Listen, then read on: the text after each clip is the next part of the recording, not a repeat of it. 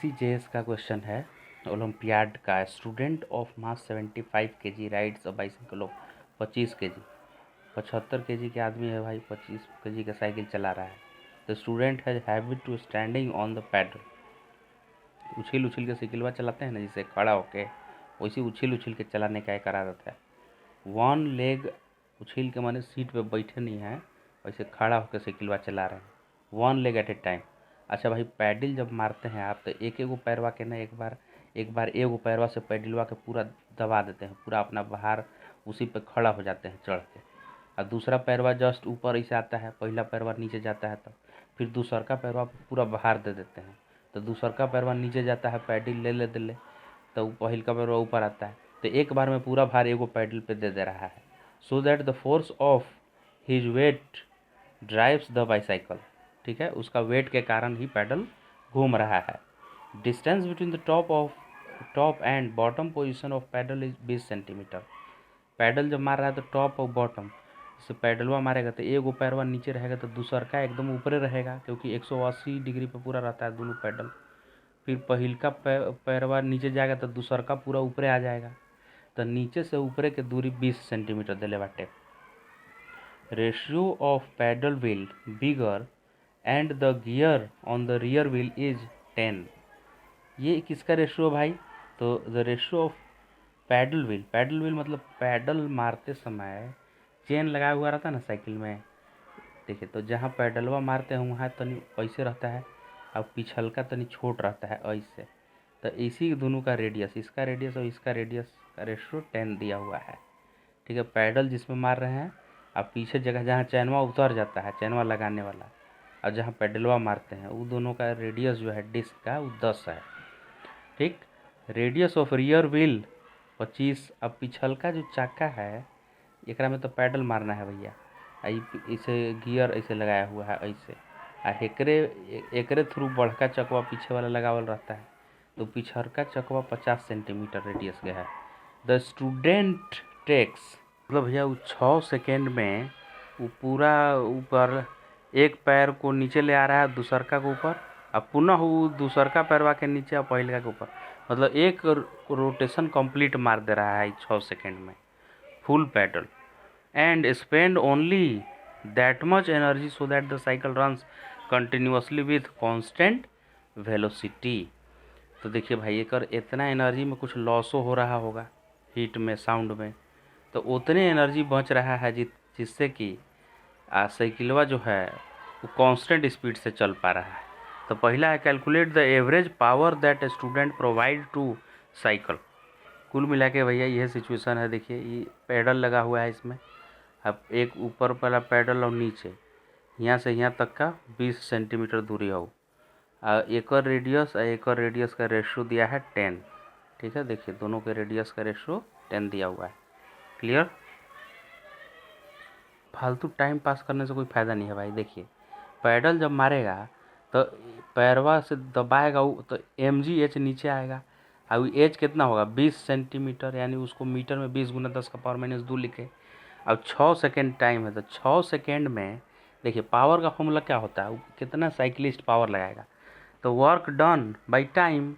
तो work done कितना होगा, तो ऊपर देखिए ज़रा इसमें, एक बार हाई पैडलवा पे खड़ा रही ई पैडलवा पे, तो अब पूरा भार लगा दी एकरा पे, तो पैडलवा यहाँ आई नीचे हैं, तो ओकरा mgh कितना करे, mgh के बराबर वर्क किया आई। फिर तब तक ई वाला पैडलवा यहाँ आ जाएगा, अब फिर जब ई पैडलवा पे दबाएगा तब फिर एक साइकिल तब कंप्लीट होगा ना भाई।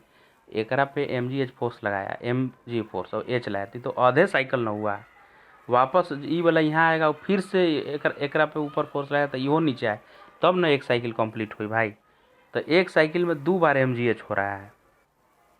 तो mgh, आदमी का मास है 75 किलो और साइकिलवा के 25 था, तो साइकिलवा से क्या लेना देना है, आदमी ने उस पर खड़ा होकर पैडल मार रहा है, तो आदमी का मास m और g 10 ले लिए और h 20 सेंटीमीटर, क्योंकि दोनों पैडल के बीच गैप है 20 सेंटीमीटर का। अब ऐसा 2 बार मल्टीप्लाई कर दी, क्या है 2 बार मल्टीप्लाई किए भैया, क्या है कि एक बार खड़ा नहीं होना है, 2 बार खड़ा होंगे तो एक साइकिल कंप्लीट होगा, एक बार खड़ा होंगे तो आधा साइकिल कंप्लीट होगा, माने पूरा रोटेशन का। तो ठीक है, 2 बार mgh लिख दिए। और 6 सेकेंड में 6 से डिवाइड कर दिए तो इतना पावर डिलीवर्ड बाय साइकिलिस्ट हो गया, क्योंकि पावर होता है भाई work done upon time taken. Second पूछी से सवाल, पहला में तो ये पूछा था कि calculate the average power that the student provides to the cycle. Second question है calculate the kinetic energy of only the cycle during this uniform motion. उस साइकिल में कितना काइनेटिक एनर्जी है। तो काइनेटिक एनर्जी के भैया हमको एक ही वो फार्मूला पता है कि हाफ mv² होता है काइनेटिक एनर्जी का, ठीक है। तो हाफ ऑफ मास साइकिल का तो हमको पता है, हाफ गुना m। अब v कितना लेंगे, तो खाली साइकिल का काइनेटिक एनर्जी पूछा है तो हमको पूरे साइकिल का इस सेंटर ऑफ मास कितने वेलोसिटी से आगे जा रहा है बस यही बताना है, बराबर भाई, कोई कन्फ्यूजन नहीं, ठीक है। तो पहले देखिए ये एक पैडल कंप्लीट मार रहा है 6 सेकेंड में, एक पैडल कंप्लीट मारने में 2 पाई एंगल बनाता है, तो 2 पाई बाई 6 कर दिए हम, तो ओमेगा मिल गया, ये अगला चकवा का ओमेगा मिल गया। क्लियर हो गया इतना।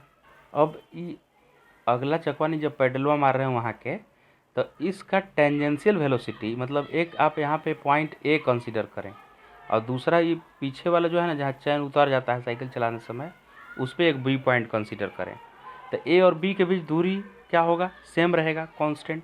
ए जितना आगे बढ़ेगा बी उतना ही आगे बढ़ना चाहिए, यानी ए पॉइंट की जो टेंजेंशियल वेलोसिटी है बी की टेंजेंशियल वेलोसिटी वही है। क्लियर है बात, ठीक है भाई। ए की जो वेलोसिटी है टेंजेंशियल, बी की वही टेंजेंशियल वेलोसिटी है, मान गए सर। तो अभी देखिए ए पॉइंट का ओमेगा आपको पता है, अब ए पॉइंट का रेडियस r1 माना हुआ है, तो ए पॉइंट का वेलोसिटी क्या होगा r1 ओमेगा 1।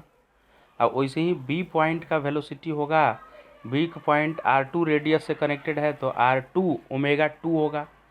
तो आपको ओमेगा 1 पता है यहाँ पे, अब r1 बाई r2 का रेशियो भी पता है, तो इससे ओमेगा 2 मिल जाएगा, राइट। तो ओमेगा 2 आया 10 पाई बाई 3, यानी कि ये जो है पीछे वाला जहाँ चेन लगा हुआ रहता है भैया वो रोटेट कर रहा है 10 पाई बाई 3 के एंगुलर स्पीड से। समझ गए बात।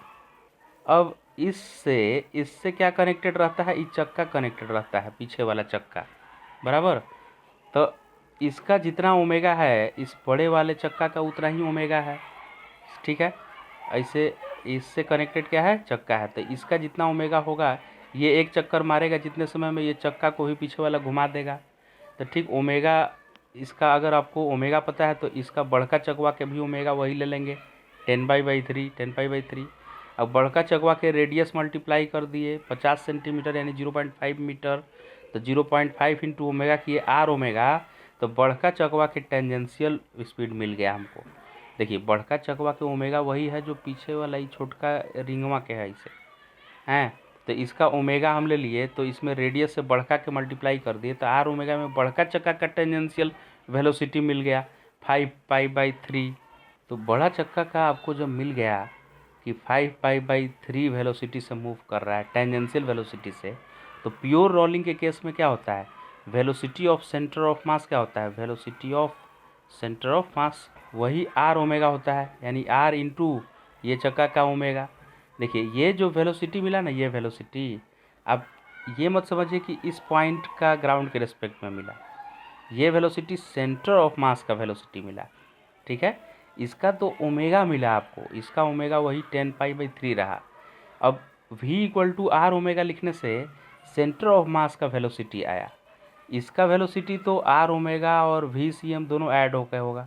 इस पॉइंट का वेलोसिटी आर ओमेगा इधर की तरफ टेंजेंशियल और ट्रांसलेशनल वाला आगे की तरफ, तो रिजल्टेंट इधर आएगा ग्राउंड के रिस्पेक्ट में।